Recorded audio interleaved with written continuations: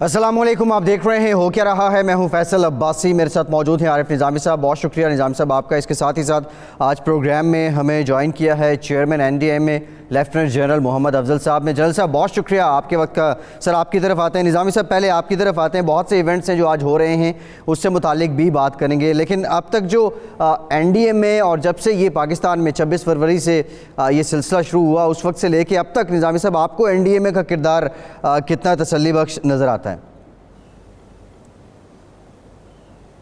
دیکھیں، میرا خیال ہے NDMA جنرل صاحب کی سربراہی میں بڑا اچھا کام کر رہی ہے، اور یہ ادارہ پہلے بھی ہر یعنی نیچرل ڈیزاسٹرز کے موقع پہ بھی یہی یا وبا اپنا فرائض انجام دیتا رہا آج۔ لیکن دیکھیں، یہ جواب دہی سے بالا تر نہیں ہے۔ آج سپریم کورٹ میں NDMA نے جمع کرا دی اپنی رپورٹ اور ساری معاملات سامنے رکھتی ہے۔ تو بہرحال یہ اب جنرل صاحب ہمارے ساتھ ہی ہیں جو NDMA کے سربراہ ہیں، ان سے پوچھتے ہیں۔ جنرل صاحب سب سے پہلے بتائیے کہ یہ اسد عمر صاحب کہتے ہیں کہ 30,000 ٹیسٹ کافی ہیں، تو کیا یہ آپ کی تھریش ہولڈ ہے 30,000 ٹیسٹ روز کے؟ نہیں، یہ اس وقت جو ٹیسٹ ہو رہے ہیں میں ان سے تو بالکل مطمئن نہیں ہوں۔ میں آپ کو یہ بتا دینا چاہتا ہوں کہ ہمارے ہاں جو ٹیسٹ کرنے کی صلاحیت ہے اس وقت تقریباً 83 کے قریب لیبارٹریز جو ہیں ملک کے مختلف حصوں میں کام کر رہی ہیں، جن کی ایک شفٹ کی کیپیسٹی تقریباً 25,000 کے قریب ہے۔ اور ایک شفٹ جب کہا جاتا ہے تو اس کا مطلب یہ ہے کہ تقریباً 5 گھنٹے میں ایک شفٹ مکمل ہو جاتی ہے، اور اگر اس کو تھوڑا بہت آگے پیچھے کیا جائے تو اس ٹائم کو کم کیا جا سکتا ہے۔ اور اگر دن میں 2 سے 3 شفٹیں کی جائیں تو میرے خیال میں پاکستان کو اس وقت 50 سے 60,000 ٹیسٹ جو ہے وہ کم از کم کرنے چاہیے تاکہ ہم اچھے طریقے سے بیماری کے پھیلاؤ کو دیکھ سکیں۔ ہاں، یہ تو درست ہے، لیکن وفاقی وزیر منصوبہ بندی جو ہیں اسد عمر صاحب، وہ کہتے ہیں کہ 30,000 ٹیسٹ ہو رہے ہیں روز کے، اور یہ اطمینان بخش ہے۔ دیکھیے، 30,000 ٹیسٹ جو ہیں اگر آپ کریں گے تو that is the minimum of threshold which we should have, اور ہماری اس وقت جو ایک شفٹ کی کیپیسٹی ہے وہ 30,000 کو ٹچ کر رہی ہے۔ تو میرے اپنے خیال میں 30,000 ٹیسٹ جو ہیں وہ منیمم اطمینان بخش ہونے چاہیے۔ ہماری کیپیسٹی جو ہے اس سے کہیں زیادہ ہے اور ہمیں کہیں زیادہ ٹیسٹ کرنے چاہیے، اور میں صوبوں سے یہ امید کرتا ہوں کہ وہ اپنے ٹیسٹ جو ہیں ان کو آرگنائز طریقے سے، بہتر طریقے سے اور پلان طریقے سے آگے بڑھائیں گے۔ جی نظامی صاحب۔ جنرل صاحب، یہ 25 ارب کا آج آپ نے سپریم کورٹ کا آگے بتایا NDMA نے کہ اس میں سے بھی پورے خرچ نہیں ہوئے، تو چیف جسٹس صاحب نے کوئی حساب لگا کے کہا کہ 500 ارب مل چکے ہیں، اور اگر دیکھا جائے تو وہ اس طرح فی مریض کو لاکھوں کروڑ پتی بن جاتے ہیں سب۔ تو یہ جو سارا فنڈ ہے، یہ کوئی صحیح پرسیپشن ہے کہ یہ صحیح طریقے سے اسپینڈ نہیں ہو رہا، یا آڈٹ نہیں ہو رہا، یا لیک ہو رہا ہے، یا کوئی یہ تو فنڈ اینٹیسپیٹری بھی ہے نا کہ اگر یہ وبا بڑھے گی تو آپ کو زیادہ فنڈ کی ضرورت ہوگی؟ نظامی صاحب، میں چونکہ یہ سبجیکٹس ہے کورٹ میں تو میں اس پہ زیادہ بات نہیں کروں گا۔ میں صرف آپ کو اتنا بتاؤں گا کہ NDMA کو صرف ابھی تک 25 ارب ملے ہیں، اور NDMA نے اس میں تقریباً 6 ارب کے لگ بھگ جو ہیں ان کو کیا ہے خرچ، اور اس میں سے بھی NDMA نے ابھی تقریباً 4 ارب کے قریب جو ہے وہ پیسے پیمنٹ کی ہے۔ میں آپ کو یہ بھی بتا دوں کہ یہاں پہ NDMA میں جتنی خریداری ہو رہی ہے وہ سارے کے سارا ہم جو ہے منسٹری آف ہیلتھ کی ڈائریکشن کے اوپر، NCOC کی ڈائریکشن کے اوپر کرنے کے بعد ان چیزوں کو منگواتے ہیں، اور یہ جو زیادہ تر چیزیں منگوائی گئیں وہ باہر سے کچھ منگوائی گئیں، کچھ یہاں پاکستان میں خریدی گئیں، اور یہ تمام کی تمام جو ہے اس میں منسٹری آف ہیلتھ کا کانسنٹ شامل تھا۔ جی اچھا جنرل صاحب، یہ جو باہر سے امداد آئی کچھ اس کی ڈیٹیلز کیا ہیں، بالخصوص چائنا سے؟ میں آپ کو اتنا بتا دوں کہ چائنا سے جو امداد آئی ہے اس میں N95 KN95 اور دوسری قسم کے ماسک شامل تھے۔ اس میں ابھی تک جو گورنمنٹ آف پاکستان کو امداد ملی ہے اس میں پاکستان آرمی کو میں شامل نہیں کر رہا، وہ 20 وینٹیلیٹر تھے، جس میں 10 پورٹیبل وینٹیلیٹر تھے اور 10 آئی سی یو وینٹیلیٹرز جو ہیں وہ این ڈی ایم اے کو گورنمنٹ آف چائنا کی طرف سے ابھی تک ملے ہیں۔ اسی طرح ایک امداد کا پورشن جو ہے وہ گلگت بلتستان کی گورنمنٹ کو ملا تھا، اور سنکیانگ گورنمنٹ کی طرف سے بھی ہمارے لیے ایک پیکج آیا تھا جس میں باقی چیزوں کے علاوہ کوئی 25,000 کے قریب جو ہے وہ یہ سوٹ بھی شامل تھے۔ میں یہاں پہ یہ بھی آپ کو بتا دوں کہ یہ تمام تفصیل جو ہے این ڈی ایم اے کی ویب سائٹ کے اوپر موجود ہے، جو سامان آ چکا ہے، جو مختلف جگہوں سے کمٹمنٹ ہے، وہ ساری کی ساری تفصیل این ڈی ایم اے کی ویب سائٹ کے اوپر موجود ہے۔ جی نظامی صاحب۔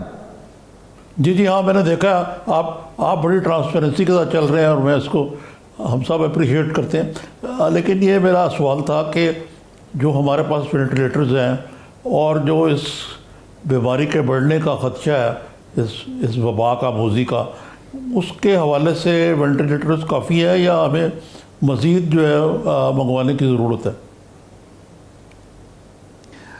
میں آپ کو اتنا، نظامی صاحب میں کوئی نمبر تو نہیں کوٹ کروں گا، لیکن میں آپ کو اتنا بتا دوں کہ جو بیماری کی وجہ سے مین افیکٹ اکوپمنٹ اور چیزوں کے اوپر آتا ہے، اس میں سب سے پہلے وینٹیلیٹرز ہوتے ہیں، اور جو ہمارا ایسٹیمیٹ ہے 30 جون کا، ہم اللہ کے فضل و کرم سے اس سے 500-600 وینٹیلیٹر اوپر ہی ہوں گے انشاءاللہ 30 جون کو۔ جی ایک بریک لیتے ہیں، بریک کے بعد واپس آتے ہیں تو یہیں سے گفتگو کر سکتے ہیں۔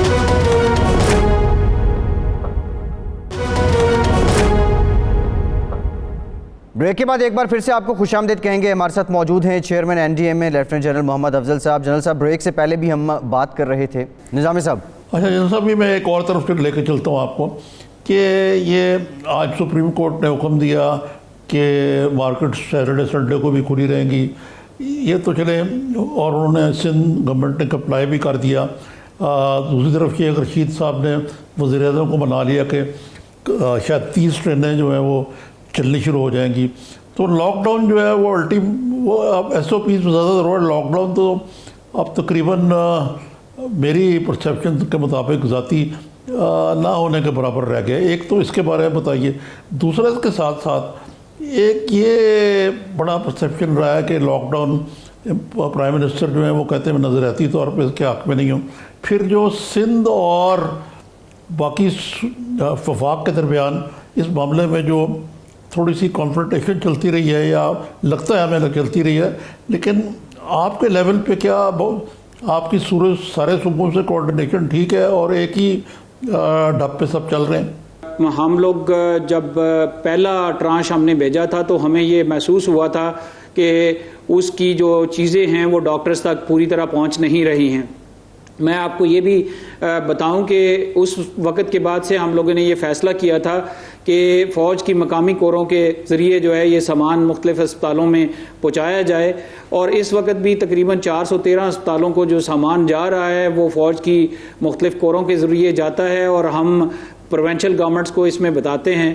ایک دو ایشوز جو ہیں وہ بیچ میں ریز ہوئے تھے، اسپیشلی ٹیسٹنگ کٹس کے حوالے سے سندھ گورنمنٹس کے کچھ کمپلینٹ تھے، تو سندھ گورنمنٹ کو ہم جو ہے جو ٹیسٹنگ کٹس اس وقت کسی طرف سے ڈونیشن آئی تھی اس میں سے 20,000 کے قریب کٹیں ان کے پاس چھوڑی گئی تھیں، جس کے بارے میں ان کی کچھ ریزرویشنز تھی، وہ کٹس وڈرا کر لی گئی تھیں، اور وہ کٹس جو ہیں وہ پنڈی اور اسلام آباد میں اور پنجاب کے اور کے پی کے مختلف علاقوں میں استعمال کی گئیں، اور ان کے رزلٹ جو ہیں وہ ویلیڈیٹ ہو گئے تھے۔ جی نظامی صاحب، ایس او پیز کے حوالے سے میرا سوال تھا کہ لاک ڈاؤن کے اب تقریباً کھل گیا ہے کافی حد تک، اب ایس او پیز سے زیادہ ایمفیسس ہے، تو کیا ایس او پیز کو افیکٹو بنانے کے لیے کوئی اسٹریٹجی ہے آپ کے پاس؟ دیکھیے بیسیکلی جو ایس او پیز ہیں، جو اسٹینڈنگ آپریٹنگ پروسیجرز ہیں، جو گائیڈ لائنز ہیں اور جو ایڈوائزریز ہیں، وہ تمام صوبوں کے ساتھ شیئر کی گئی ہیں، بشمول آزاد کشمیر اور ناردرن ایریا جس میں گلگت بلتستان ہے اور ہمارا اسلام آباد کیپٹل ٹیریٹری ہے۔ میں آپ کو یہ بتا دوں کہ یہ پرائمریلی ان ایس او پیز کو لاگو کرنے کی رسپانسبلٹی جو ہے وہ پروونشل گورنمنٹس کے ساتھ رہتی ہے، اور ہم پوری طرح ان کے ساتھ کوآرڈینیشن میں ہیں تاکہ وہ ایس او پیز کو پوری طرح لاگو کیا جا سکے۔ جی اچھا جنرل صاحب، یہ آپ سے یہ بھی جاننا چاہیں گے، ابھی نظامی صاحب بھی بات کر رہے تھے سندھ حکومت کی، وفاقی حکومت کی، ایک بحث چھڑی 18ویں ترمیم کی اس کورونا کی وبا کے دوران بھی، پھر اس میں این ڈی ایم اے کا رول بھی آیا، آئینی اختیار بھی آیا۔ بطور چیئرمین این ڈی ایم اے کا آئینی مینڈیٹ کیا ہے، اور اس ساری وبائی کیفیت میں آپ کا کردار کیا ہے آئین کے اعتبار سے؟ میں آپ کو بتاؤں کہ 18ویں ترمیم کے بعد جو ہے آپ کو پتہ ہوگا کہ ڈیزاسٹر مینجمنٹ کا محکمہ بھی ہیلتھ کے ساتھ ساتھ صوبوں کو ڈیوالو کر دیا گیا ہوا ہے۔ این ڈی ایم اے کا کام فیڈرل لیول کے اوپر جو فیڈرل گورنمنٹ کام کرنا چاہے اس میں ہم ہاتھ بٹاتے ہیں۔ مینلی این ڈی ایم اے کا کام جو ہے وہ کوآرڈینیشن کا ہے، اور اسی کو ہم سر انجام دے رہے ہیں۔ اس کے ساتھ ساتھ جو فیڈرل گورنمنٹ نے فیصلہ کیا تھا کہ وہ صوبوں کو personal protective equipment, testing kits اور وینٹیلیٹرز پرووائڈ کریں گے، وہ ہمارے تھرو ہو رہا ہے۔ جی ٹھیک جنرل صاحب، یہ جو آپ نے اپنی آئینی پوزیشن ہے اس کو کلیئر بھی کیا، نظامی صاحب بھی یہی پوچھنا چاہ رہے تھے، لیکن جو آپ کے ادارے کا رول ہے وہ تو ہم دیکھ رہے ہیں کہ بالکل ایک فرنٹ لائن پہ ہے اور خاصا زیادہ اس ساری وبائی کیفیت میں آپ کوآرڈینیٹ کر رہے ہیں، تو پھر بھی یہ جو باقی دیگر قسم کی بیانات سامنے آ جاتے ہیں، اور اگر کوئی ایس او پی طے ہوتا ہے اس پہ بھی ایک طرح کا ہم دیکھتے ہیں کہ مختلف آراء سامنے آتی ہیں، تو جو این سی سی کی میٹنگ ہے، یہ جو این او سی ہے، اس میں جو معاملات طے ہوتے ہیں اس پہ منوم عمل ہو رہا ہوتا ہے؟ باقی کا میوزک آپ سمجھتے ہیں جو بج رہا ہے وہ معمول کا حصہ ہے؟ جی میں سمجھتا ہوں کہ این سی او سی کے اندر بڑی ڈسکشن ہوتی ہے، پہلے چھوٹے لیول پہ کمیٹی پہ بات ہوتی ہے جو صوبوں کے ساتھ، اور این سی او سی میں جو مجاز لوگ ہیں ان کی ہوتی ہے، پھر این سی او سی میں ہم لوگ تقریباً روز 2 سے 3 گھنٹے بیٹھتے ہیں اور مختلف جو چیزیں ہیں ان کے اوپر بات چیت ہوتی ہے۔ لیکن میں آپ کو یہ بتا دوں کہ ڈیسیژن میکر جو ہے وہ این ڈی ایم اے نہیں ہے، جو ایک باڈی بنائی گئی ہے این سی او سی کی جس کو ہیڈ کرتے ہیں پلاننگ منسٹر جناب اسد عمر صاحب، وہ فیصلے تمام لوگوں کی مشاورت سے کرتے ہیں، جس میں صوبوں کے چیف سیکرٹریز اور کبھی کبھی چیف منسٹرز بھی جو ہیں ان فیصلوں کے اندر آتے ہیں، اور ان کو طے کرنے کے بعد ہی مختلف ایس او پیز اور مختلف چیزوں کے اوپر اعلانات یا مختلف علاقوں کو کھولا جاتا ہے۔ جی نظامی صاحب۔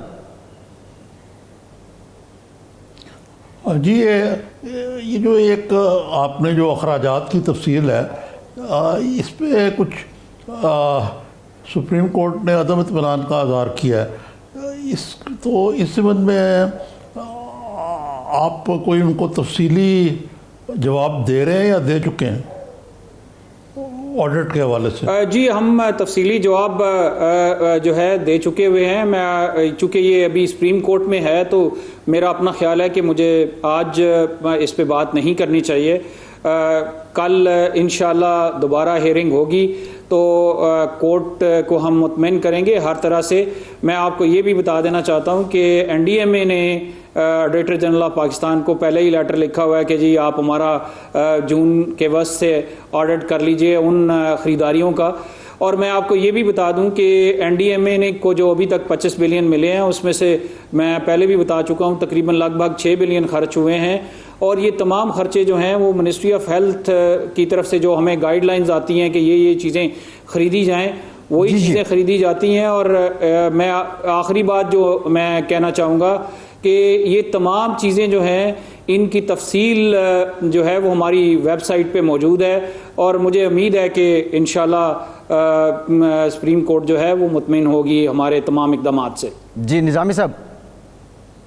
اچھا جنرل صاحب، ایک چیز رہ گئی آپ سے پوچھنا، وہ تھا یہ ایک اور دیکھیں نا، جب وہ کیا کہتے ہیں جب کوئی مصیبتیں آتی ہیں تو ایک اکیلی نہیں آتی ہیں۔ اب اس ملک میں بڑا ہی غیر معمولی قسم کا ٹڈی دل کا حملہ ہوا ہے، اور یہ پاکستان میں نہیں، یہ مختلف علاقوں میں ہو رہا ہے یہ، اور یہ جو بلاول بھٹو صاحب انہوں نے خصوصی طور پہ کمپلینٹ کیا ہے کہ اس معاملے میں کچھ نہیں کر رہی وفاقی حکومت، لیکن میری اطلاع کے مطابق این ڈی ایم اے اور جو فوج کی جو ہیلی کاپٹر یا جہاز ہیں اس کے ذریعے اسپرینگ کی جا رہی ہے، اس میں اور کیا اقدامات کیے جا رہے ہیں؟ جی میں آپ کو اتنا بتا دوں کہ اس وقت پنجاب کے تقریباً 16 ضلعوں کے اندر، بلوچستان کے کوئی 14 ضلعوں کے اندر اور 6 ضلعوں کے اندر کے پی میں، اور بڑی حیرانگی کی بات ہے کہ سندھ کے اندر ابھی تک صرف 2 ضلعوں میں جو ہے ٹڈی دل کا حملہ ہوا ہے. اور میں آپ کو یہ بھی بتا دوں کہ یہ ٹڈی دل وہ ہے جو پچھلے سال مکمل طور پہ واپس پاکستان سے نہیں جا سکی تھی اور رہ گئی تھی اور یہیں پہ انڈے دیے تھے، اس سے یہ ٹڈی دل بنی ہے. اور ہمارے کچھ علاقے ہیں اسپیشلی صدرن پنجاب میں، Multan, D G Khan division اور یہ اوکاڑا تک اور فیصل آباد کا ڈویژن جو ہے پارشلی اس تک آئی ہوئی ہے.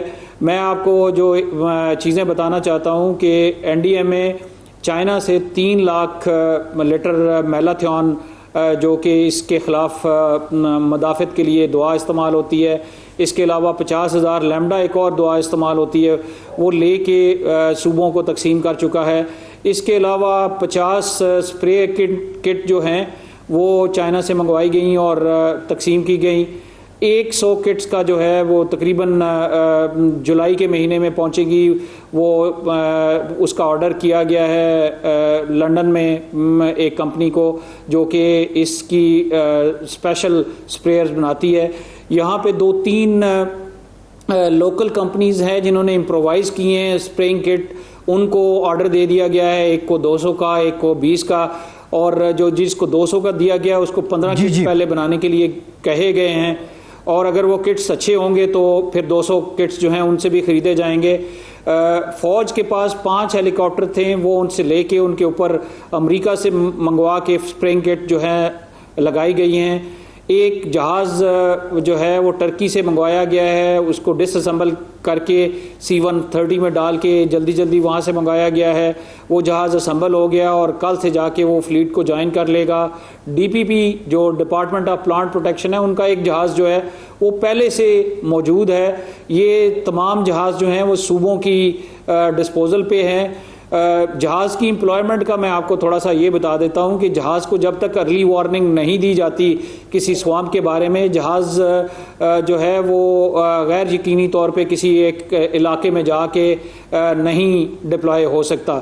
تو اس لیے ہم یہ امید رکھیں گے کہ صوبوں میں جہاں جہاں پرابلم ہے یا وہ NDMA کو انفارم کریں یا national locus control centre GHQ میں بنا ہے اس کو بتائیں، تو ان کو امیڈیٹلی جہاز جو ہیں وہ اسپرے کے لیے پرووائڈ کر دیے جائیں گے. جی اچھا، آپ یہ جو ٹڈی دل کنٹرول سینٹر کی آپ بات کر رہے ہیں، ویسے جنرل صاحب آپ کے کچھ ہے علم میں صوبوں کے پاس یا محکمہ زراعت کے پاس اپنے کتنے وسائل ہیں، اپنے کتنے جہاز تھے کہ وہ اس کیفیت سے نمٹ سکیں، اس کا خاتمہ ہو سکے، یا مکمل سپورٹ جو ہے وہ NDMA سے ہو رہی ہے؟ ان فیکٹ میں آپ کو بتاؤں کہ 1992 کے بعد سے چونکہ ٹڈی دل پاکستان میں حملہ آور نہیں ہوئی تو صوبوں نے اور وفاق میں بھی جو ہمارا ایویشن ونگ تھا DPP کا وہ ڈس فنکشنل ہو گیا اور کوئی بہت خاطر خواہ اقدامات وہاں پہ نہیں ہوئے. جو ایویشن اسکواڈن تھا DPP کا وہ تقریباً ختم ہو چکا ہے سوائے 3 جہازوں کے، اور ان میں سے بھی اس وقت ایک جہاز چلنے کے قابل ہے. تو اسی چیز کو مد نظر رکھتے ہوئے NDMA جو ہے اس کے ایکٹ کو استعمال کرتے ہوئے ایمرجنسی لاگو کر کے ہمیں بیچ میں بلایا گیا ہے تاکہ حالات کو جو ہے وہ کسی حد تک قابو میں لایا جا سکے. جی نظامی صاحب. اچھا جنرل صاحب، آخری سوال ہے آپ سے کہ یہ کرونا وائرس کی جو تعداد ہے، یہ کہتے ہیں کہ پاکستان میں بڑی کم رہی ہے، اموات بھی کم ہوئی ہیں، اس کی کئی وجوہات بھی بیان کی جاتی ہیں.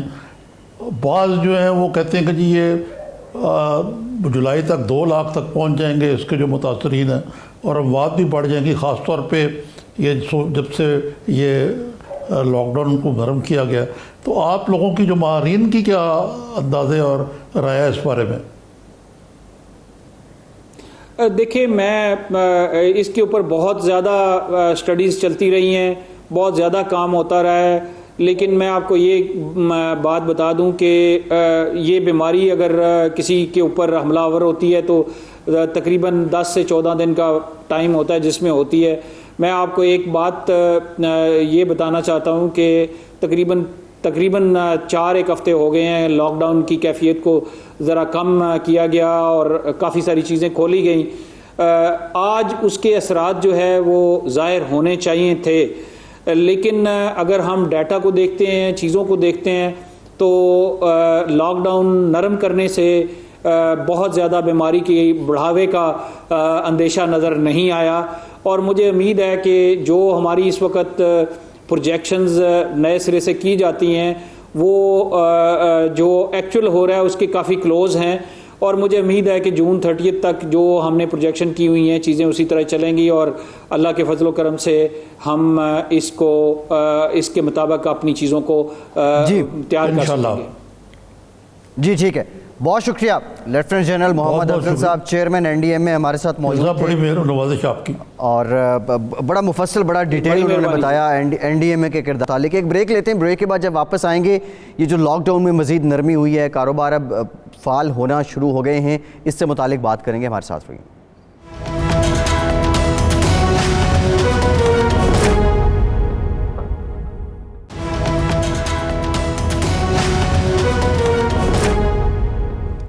بریک کے بعد ایک بار پھر سے آپ کو خوش آمدید کہیں گے. بریک سے پہلے چیئرمین NDMA ہمارے ساتھ موجود تھے. وہ بڑا بریفلی انہوں نے بتایا کہ اس وقت تک کیا کام ہوا ہے، جب سے یہ کورونا کی وبا آئی ہے اس وقت سے لے کے اب تک NDMA نے کیا کام کیا ہے. باقی کچھ بات انہوں نے دیگر جو کوارڈینیشن ہے اس سے متعلق بھی کی ہے جو صوبوں کے ساتھ اور وفاق کے ساتھ ہے. نظامی صاحب، عدالت میں سپریم کورٹ میں کورونا اسقط نوٹس کیس سے متعلق آج سماعت ہوئی. بہت سے معاملات ہوئے جو کچھ وہاں ڈسکس ہوئے. بڑے انٹرسٹنگ قسم کے ریمارکس اور آبزرویشن بھی آج عدالت کے سامنے آئی ہیں. لیکن ایک اہم حکم جاری ہوا جس کے تحت ہفتے اور اتوار کو بھی بند کاروبار جو کھولنے کا حکم دیا گیا. اس سے پہلے جو صوبوں کا فیصلہ تھا اس کو کالعدم قرار دیا گیا اور جس کی کمپلائنس بھی کر لی صوبوں نے. اور یہ بھی آج انہوں نے کہا آنریبل جو ججز ہیں سپریم کورٹ کے کہ ایسا نہیں کہ کورونا ہفتے اور اتوار کو نہیں آتا، اور ایسا نہیں کہ ہفتے اور اتوار کو سورج جو ہے وہ مغرب سے نکلتا ہے. تو بظاہر بنیادی سوال یہی ہے، SOPs پہ عمل درآمد، عوام کے سیوک ایجوکیشن اور دوسرا صوبوں کی ذمہ داری. آپ کتنے % آپ کو لگتا ہے چانسز ہیں کہ عوام SOPs پہ عمل درآمد کریں گے؟ دیکھیں، ایک بات تو یہ ہے کہ یہ ہمارے ہاں یہ ہے سلسلہ کہ ہر ادارہ یا ہر شخص جو ہے وہ حکومت کی مغو کی پالیسی کی بنا پر رائے دیتا ہے. لیکن باقی ممالک میں جو سائنسدان ہیں، جو ڈاکٹر ہیں، ان کی رائے حتمی سمجھی جاتی ہے. یہ ٹیکنیکل سے معاملہ نا کہ لاک ڈاؤن کب کھولنا ہے، کس طرح کھولنا ہے. یہاں خود ہی ایک ٹرم نکال لی جاتی ہے، smart lockdown, soft lockdown, partial lockdown, پتہ نہیں کیسے کیسے کس اقسام کی لاک ڈاؤن ہے. تو اسی لیے سپریم کورٹ کو بھی یہ کہنا پڑا کہ بھئی یہ کھول دیں آپ. تو مطلب انہوں نے بھی کہا کہ ٹھیک ہے، وہ موٹر نوٹس دیا. لیکن اصل بات جو ہے وہ ابھی جنرل صاحب نے جو NDMA کے سربراہ انہوں نے کہی ہے کہ ان کے مطابق یہ لاک ڈاؤن نرم ہوتے ہوئے تقریباً 1 مہینہ ہو گیا، اور آج کے دن سے یعنی جو کرونا وائرس کی وارداتیں ہیں، یعنی کہ بڑھتے ہوئے امراض، مریض اور اموات، وہ ایسا نہیں ہو رہا. اور ان کا خیال ہے to keep one fingers crossed کہ یہ اس طریقے سے پاکستان کو ہٹ نہیں کر رہا. جی. تو پھر دوسری بات وہی آ جاتی جو SOPs کی آپ نے کی کہ SOPs جو ہیں دراصل یہ مغرب کے اندر SOPs جو ہیں وہ تو ایسے ہیں جو کہ بہت ہی فول پروف قسم کے تقریباً. تو وہاں تو فالو ہو جاتے ہیں. وہاں مثلا نیو یارک کے اندر یہودی ایک جو بہت ہی بنیاد پسند یہودی ہیں، وہ کوئی شادی کر رہے تھے. تو میئر جو ہے نیو یارک کے وہاں پہنچ کے اور انہوں نے ان کو کہا کہ آپ کیا یہ، اس نے کہا آپ جائیں گھر. تو وہ اس پہ بڑا ان پہ الزام لگا کہ وہ بہت زیادہ یہودیوں کے خلاف ہیں، یعنی اینٹی سیمیٹزم ہے. جی. لیکن میرا پوائنٹ یہ ہے کہ وہاں تو میئر کو جانے کی ضرورت پڑی، لیکن پاکستان میں جو ہم مختلف ٹیلی ویژن پہ دیکھ رہے ہیں، اللہ خیر کرے، اچھا نظامی صاحب، لوگ جو ہیں وہ تو کوئی کسر نہیں چھوڑ رہے. اب لوگوں پہ آتے ہیں. SOPs کی خلاف ورزی کرنے کی آپ دھجیاں اڑائی جا رہی ہیں اس کی. اچھا نظامی صاحب، یہ لوگوں پہ آتے ہیں، SOPs پہ آتے ہیں. آج کے اخباروں میں آپ نے دیکھا ہوگا جو سرخی تھی وہ یہی تھی کہ ٹرانسپورٹرز نے حکومتی SOPs ماننے سے انکار کر دیا. کچھ یہ بھی ہے، حکومت یہ بھی ٹرانسپورٹر سے کہہ رہی ہے کہ آپ کرایہ بھی کم کریں. کچھ SOPs بھی ہیں. ایک بندہ جو ٹرانسپورٹ کمپنی آن کرتا ہے یا کوئی بسز چلاتا ہے یا کوئی بھی کاروبار آن کرتا ہے، اس کے بس میں کتنا ہوتا ہے کہ اس کے جو کلائنٹس ہیں یا اس کی جو سواریاں ہیں ان کو وہ ایک طرح سے ہانک کے لائے، ان کو ماسک بھی پہنائے، اس کو سینیٹائز بھی کرے. یہ تو سیوک ایجوکیشن کا کرائسس ہے ہمارے ہاں. تو اس پہ تو غفلت تو ہوگی. یہ تو جی دیکھیں یہ آپ ٹھیک کہہ رہے ہیں، لیکن یہ بڑے غیر معمولی ٹائمز ہیں. آپ مجھے بتائیں یہ بہتر ہے کہ ٹرانسپورٹ بالکل بند رہے، ان کا کاروبار بند رہے، یا ان کے خرچے بڑھ جائیں؟ لیکن ان کے خرچے کم بھی تو ہوئے نا. پٹرول تقریباً مفت ہو گیا پہلے کے مقابلے میں. ان کے لیے مفت تو میں نہیں کہہ رہا، لیکن بہت کم ہو گیا. ڈیزل بھی کم ہو گیا. تو آپ عام شہری کی جان خطرے میں نہیں ڈال سکتے ان کی منافع خوری کی خاطر. پرابلم یہ ہے کہ ہمارے ہاں جو ریٹ آف دا اسٹیٹ ہے وہ کمزور پڑ چکی ہوئی ہے. جو پریشر گروپ ہوتا ہے مرضی پہنچ جاتا ہے. اب آج وزیر محترم شیخ رشید صاحب گئے ہیں، انہوں نے خان صاحب سے ضد کر کے 30 ٹرینیں کھلوا لی ہیں اور کہتے ہیں میں بات کروں گا وہ وزیر اعلیٰ سندھ سے بھی. بھئی آپ پہلے بات کر کے ہیں. اب وہ ان کو سیاسی فائدہ لینا ہے اپنا. ریلوے کھلوا دی انہوں نے. اب آیا ریلوے میں SOPs ہوگی کس طرح ہوگی؟ یہ میرے نزدیک تو بہت ہی مشکل کام ہے. اور یہ SOPs بنانا اور ان پر عمل کرانا یہ خرچ بھی مانگتا ہے، عقل بھی مانگتا ہے، اور دونوں چیزوں کا فقدان ہے ہمارے یہاں. نظامی صاحب، شیخ صاحب نے تو کچھ دن پہلے 24 کروڑ ٹکٹیں بیچ دی تھیں. حالانکہ 24 کروڑ تو پاکستان کی آبادی نہیں ہے. ریلوے کی ٹکٹیں 24 کروڑ انہوں نے بیچ دی تھیں. بعد میں خیر انہوں نے تصحیح کی کہ 24 کروڑ روپے کی ٹکٹیں بکی ہیں. اب وہ یہ کہہ رہے تھے اگر یہ پیسے ورنہ واپس دینے پڑنے تھے. جی شیخ رشید صاحب جو ہیں یہ خاص مخصوص ذہنیت کی غمازی کرتے ہیں. جس طرح آپ نے بھی بات کی، پھر اب انہوں نے نئی ڈیٹس بھی دیتے رہتے ہیں اور مختلف قسم کی غیر سائنسی ان کی تھیوریاں ہوتی ہیں جو چلتی رہتی ہیں. اب یہ ریلوے کے معاملے میں تو انہوں نے کہہ دیا، لیکن آپ دیکھیں نا کہ ان کی جو ہے جو ریکارڈ ہے کوئی اتنا اچھا نہیں ہے. کئی حادثے ہوئے اور میں بڑا حیران ہوا اگلے روز کہ انہوں نے کہا کہ جو لوگ حادثات کے ذمہ دار ہیں ان کو ایک اور چانس میں دیتا ہوں، آئندہ میں نہیں چھوڑوں گا. آپ مجھے بتائیے کہ جواب دہی کا یہ حال ہے. پرائم منسٹر صاحب کی کئی ویڈیوز جن میں وہ کہہ رہے ہیں کہ ماضی میں حادثے ہوتے تھے جب ان کی حکومت نہیں تھی کہ وزیر ریلوے کو وہ کئی مثالیں دے کے کہتے تھے ڈیزائن کر دینا چاہیے. لیکن یہ تو اپنا بڑی ڈٹائی کے ساتھ اپنے عہدے پر قائم ہے اور روز نیا ویا قیام دیتے ہیں. آپ ڈیٹوں کی بات کر رہے ہیں نظامی صاحب، جو ڈیٹس شیخ رشید صاحب دیتے ہیں. آج بڑی انٹرسٹنگ انہوں نے ایک اور بات کی. اب پتہ نہیں یہ میسج تھا، یہ کس کے لیے میسج تھا، یہ کس کو کہنا چاہ رہے تھے. وہ کہہ رہے تھے، یہ لاسٹ جو ان کی پریس کانفرنس تھی 16 تاریخ کو، انہوں نے فرمایا کہ میر ظفر اللہ جمالی اگر ایک سیٹ کے ساتھ حکومت کر سکتا ہے تو یہاں کچھ بھی ہو سکتا ہے. اب کمپیریزن کریں تو ان کے پاس بھی سیٹ تو ایک ہی ہے عوامی مسلم لیگ کی جو یہ خود ہیں. اب یہ کہنا کیا چاہ رہے ہیں کہ مطلب he can be the prime minister? وہ میں بتا دیتا ہوں کیا کہنا چاہ رہے ہیں. بلی کو خواب میں چھچھڑے نظر آتے ہیں. سنا ہوا آپ نے محاورہ؟ جی سنا ہوا ہے. ہاں لیکن ان کی اور بھی دیکھیں نا جو درفنتنی ہیں. ابھی پچھلے ہفتے کے دوران وہ یہ کئی دفعہ فرمایا انہوں نے کہ ٹارزن کی واپسی ہو رہی ہے، ٹارزن آئے گا عید کے بعد، یہ کر جائے گا، وہ کر دے گا، یہ سب معاف ہو جائیں گے. اب اس نے کہا اپوزیشن میں کوئی دم نہیں ہے اور 31 جولائی سے پہلے جھاڑو پھر جائے گا. اب یہ انہوں نے نئی ڈیٹ دی ہے، یعنی جو پہلے ڈیٹ دی تھی اس کو اب انہوں نے آگے کر دیا. اب وہ اخبار نویس بھی ان سے اس طرح کے چٹکلے مانگتے ہیں اور وہ ان کو اوبلائج کرتے رہتے ہیں. اچھا نظامی صاحب، یہ جو شیخ صاحب ٹارزن کی واپسی اور اس طرح کے چٹکلے تو وہ چھوڑتے ہی رہتے ہیں، یہ ان کا خاصہ بھی ہے. لیکن وہ جو رمضان عید کے بعد ٹارزن کی واپسی والی بات کر رہے ہیں یا پھر سب جو ہیں جھاڑو پھر جائے گا، دوسری جانب ہم دیکھیں آج بھی ایک انگریزی اخبار میں خبر لگی ہے کہ شریف فیملی، نواز شریف، شہباز شریف اور مریم نواز کے خلاف ایک اور ریفرنس تیار کر لیا گیا ہے. تو اب کیا دوبارہ سے کوئی اور بڑی گرفتاری ہو سکتی ہے؟ کسی بڑی سالڈ انفارمیشن کے بلبوتے پہ شیخ صاحب بات کر رہے ہوں؟ نہیں، یہ شیخ صاحب جو بات کر رہے ہیں مجھے نہیں پتا ہے سالڈ انفارمیشن ہے یا نہیں، لیکن آپ زیادہ سیریسلی لیں جو کیا نام ہے، جو بشیر برائے احتساب ہے، شہزاد اکبر صاحب، شبلی فراز کی جو پریس کانفرنس تھی اس کو ذرا سیریسلی لیں. اور میری اپنی اطلاع یہ ہے بعض ذرائع سے، نیب ذرائع سے، کہ کچھ فریش ریفرنسز آ رہے ہیں. مثلاً یہ ہے کہ رائے ونڈ کے حوالے سے ایک ریفرنس بننے لگا، تیار ہے بالکل، جس میں شریف برادران اور مریم کے خلاف بھی کوئی نئی چیزیں آ سکتی ہیں. جی تو یہ بات ہے. دوسرے یہ بات آپ مد نظر رکھیں کہ جو میاں شہباز شریف کے خلاف انہوں نے بیان ایلیگیشنز لگائی ہیں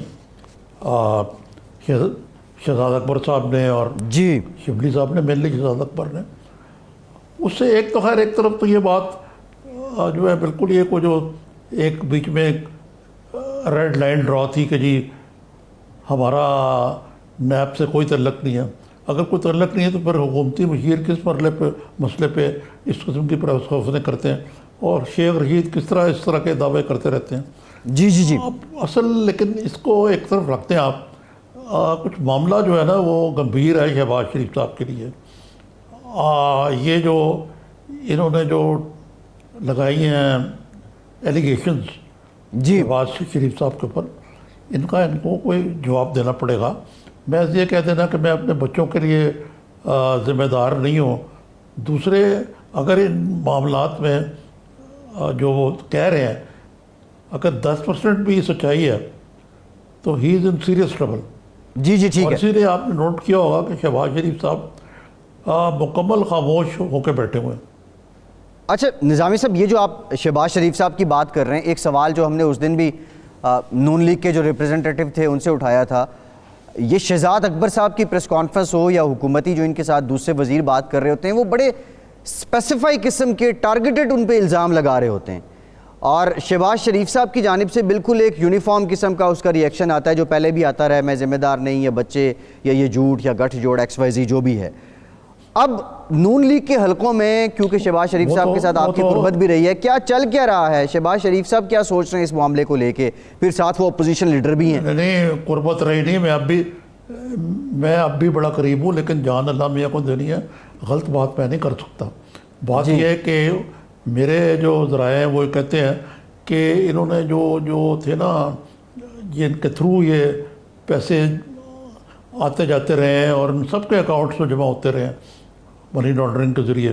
ایک منی لانڈرنگ کا تار ہے. دوسرا یہ ہے کہ یہ ناظرہ سے انہوں نے اس چیز کا بھی پتہ لگایا کہ جن کے ذریعے جن کے نام لیے ان کے پاسپورٹ بھی تھے یا نہیں تھے، اور بعض کے نہیں تھے ان کے مطابق.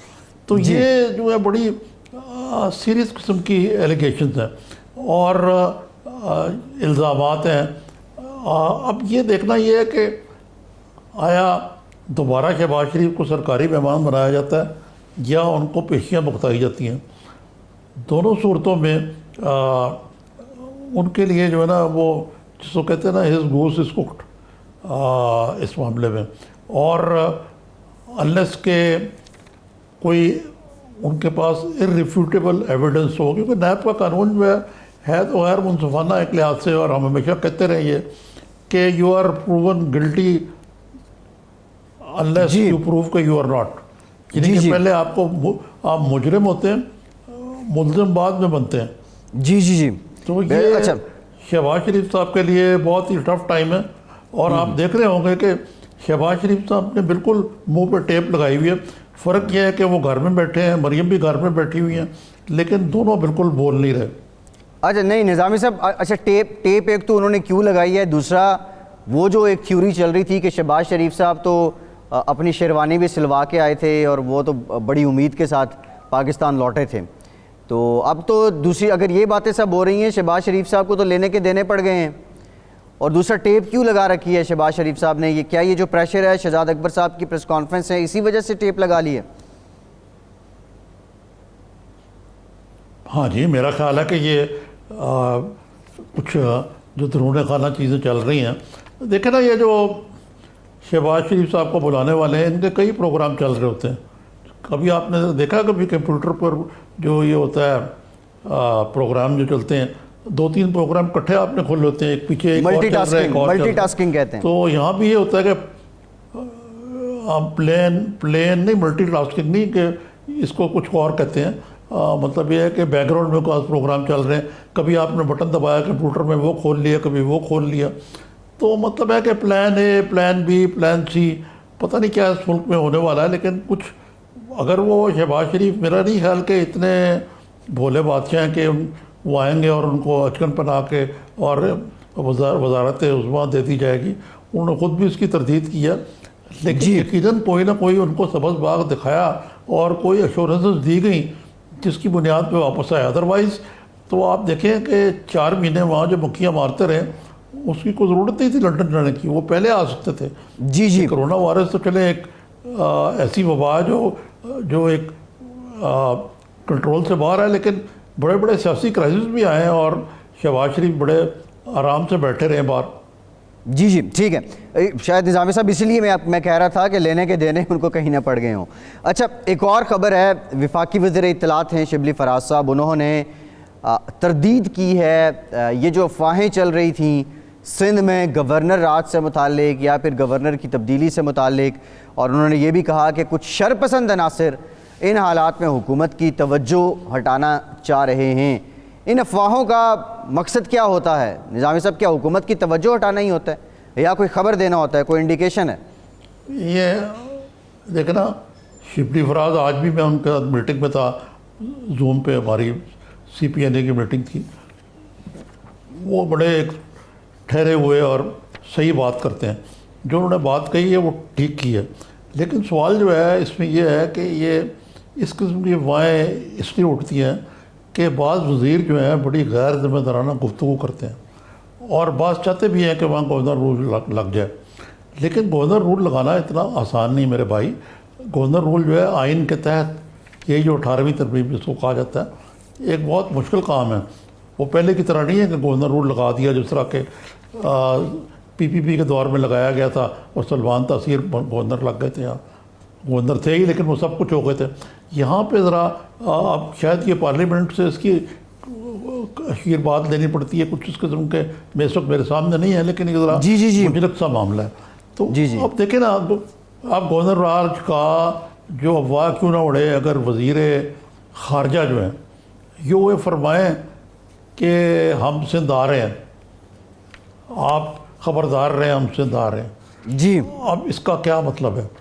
کوئی یہ بھی لے سکتا ہے کہ گورنر راج لگا دیں گے، یا یہ اچھا یہ جو نظامی صاحب آپ جو بات کر رہے ہیں، وہاں اگلی آپ ایک منٹ بات سنیں میری، کہ اگلی حکومت ہماری ہوگی تو ابھی تو الیکشن میں 3 سال پڑے بھائی، تو کس مقصد کے لیے آپ یہ کہہ رہے ہیں؟ پھر وہ عمران اسماعیل خود اور یہ جو پیپلز پارٹی سے تعلق رکھتے ہیں وزیر، وہ عجیب باتیں کرتے ہیں. مثلا یہ کہنا کہ جی یہ تو دیکھیں نا، ان کا تو کراچی کے معاملے میں بولنے کا حق حاصل ہی نہیں ہے، پھر اسی طرح پھر پنجاب میں ان کا نہیں حق حاصل. یہ تو عجیب قسم کی لاجک ہے. اچھا، یہ جو شاہ محمود قریشی صاحب کے بیان کا آپ ذکر کر رہے ہیں اور جس کے بعد اس بحث نے جنم لیا کہ ہم سندھ میں بھی اپنا لوہا منوائیں گے، اب بعض لوگوں کو یہ کہنا ہے، اور ایون جو قریشی صاحب کے قریبی لوگ ہیں، جو ساتھی ہیں ان کے، وہ بھی یہی امپریشن دے رہے ہیں کہ بڑے عرصے سے قریشی صاحب اس لائم لائٹ میں نہیں تھے، ان کی ریلیونس شاید اس طرح نہیں تھی، تو یہ بیان دے کے انہوں نے اپنی ریلیونس کو شو کیا دوبارہ سے سیاست کے ساتھ. بھائی ان کو تو بیان یہ دینا چاہیے کہ ہم پنجاب میں آ رہے ہیں، کیونکہ آپ کو علم نہیں ہے کہ شاہ محمود قریشی صاحب بہت ہی سرگرم امیدوار تھے، بلکہ وہ سمجھتے تھے کہ ان کی جیب میں وزارت علیہ جو ہے پنجاب کی، لیکن وہ ہار گئے الیکشن صوبے کا، جس کا ان کو بہت قلق ہے. اور وہ اس کا انہوں نے الزام جہانگیر ترین کو دیا کہ جی انہوں نے 10 کروڑ روپے خرچ کر کے مجھے ہروا دیا، حالانکہ ایسی کوئی بات نہیں ہے. تو قریشی صاحب کا تو اصل جو خواب تھا وہ پنجاب کا وزیر اعلیٰ بننے کا تھا. وہ اگر شرمندہ تعبیر نہیں ہو سکا تو اب وہ کراچی تک جس مار رہے ہیں. ٹھیک ہے ان کے کوئی 2-4 مرید سندھ میں ہے لیکن اس سے زیادہ کچھ نہیں. لیکن نظامی صاحب ایک اور بھی آپ دیکھیں نا, یہ پچھلے 6-7 مہینے جو -1 کی بحث چلتی رہی, شہباز شریف صاحب بھی باتیں کرتے رہے, بلاول صاحب بھی کرتے رہے, سنگل ٹائم بھی شاہ محمود قریشی صاحب نے آ کے صفائی تو نہیں دی کہ بھائی میں امیدوار نہیں ہوں اور میں اس چیز کا حامی نہیں ہوں. اور وہ 6-7 مہینے سے بالکل جو سیاست تھی, جو پارٹی کی سیاست تھی, اس سے ان کی کوئی تعلق ہی نہیں بن رہا تھا, اور اب ان کو ایک موقع مل گیا اور انہوں نے یہ بات کر دی اور پیپلز پارٹی کو انہوں نے نشانہ بنا لیا. ویسے پیپلز پارٹی نے تو ان کے بیان کو ایک طرح سے ویلکم بھی کیا کہ آ جائیں سندھ میں, آپ لوہا منوا لیں, سیاسی جماعتیں آپ بھی. نہیں, لیکن جو آپ نے -1 والی بات کی یہ بالکل حقیقت ہے کہ شہباز شریف صاحب جو تھے, یہ ایک اور پروگرام تھا جو چل رہا تھا. شہباز شریف صاحب کو یقین دلایا گیا, یہ ان کے لنڈن جانے سے پہلے کی بات ہے, کہ -1 فارمولہ جو ہے وہ قبول ہے اگر آپ قبول کر لیں شاہ محمود قریشی کو. اور شہباز شریف صاحب تیار ہو گئے تھے اس پہ کہ شاہ محمود قریشی وزیر اعظم ہوں اور اس کے نیچے ایک وسیع البنیاد حکومت جو ہے قومی ہو تو بنا لی جائے, اور بلکہ وہ نہ بھی بنائی جائے, خان صاحب سے چھٹکارا ہو جائے. لیکن واقعی شاہ محمود قریشی صاحب نے اس کی تردید نہیں کی جو ان کو کرنی چاہیے تھی, کیونکہ مجھے تو شہباز شریف صاحب نے خود بتایا تھا. تو میں سمجھتا ہوں کہ اس لیے نہیں کی کہ شاہ محمود قریشی جو ہیں وہ مائنڈ نہیں کریں گے اگر وہ -1 میں آ جائیں. ایمبیشس آدمی دیکھیں جی, وہ پنجاب میں وزیر خزانہ تھے میاں نواز شریف کے. تو ایک دن میرے دفتر آیا نا, مجید نظامی مرحوم بھی بیٹھے ہوتے, کہنے لگا میں چھوڑ چلا ہوں محفل کو, میں چھوڑ رہا ہوں PMLN, کیونکہ جب میرے والد صاحب بیمار تھے تو میاں نواز شریف پوچھنے نہیں آئے. یہ تو کوئی بات نہیں بنتی کہ آپ پارٹی چھوڑ دیں. پھر انہوں نے پارٹی چھوڑی, پھر وہ پیپلز پارٹی کی طرف مراجعت کر گئے, اور جب ان کو وزارت خارجہ کی بجائے انہوں نے واپڑا دیا تو وہ پیپلز پارٹی کو بھی خیر آباد کہہ گئے. پھر انہوں نے اپنی پارٹی. ٹھیک ہے نظامی صاحب, یہ جو تاریخ کے اوراق ہیں کسی اور پروگرام میں ان کو کرے دیں گے. آج پروگرام کا وقت ختم ہو گیا, بہت شکریہ آپ. آج کے پروگرام سے اتنا ہی. فیصل عباسی کو اجازت دیجیے.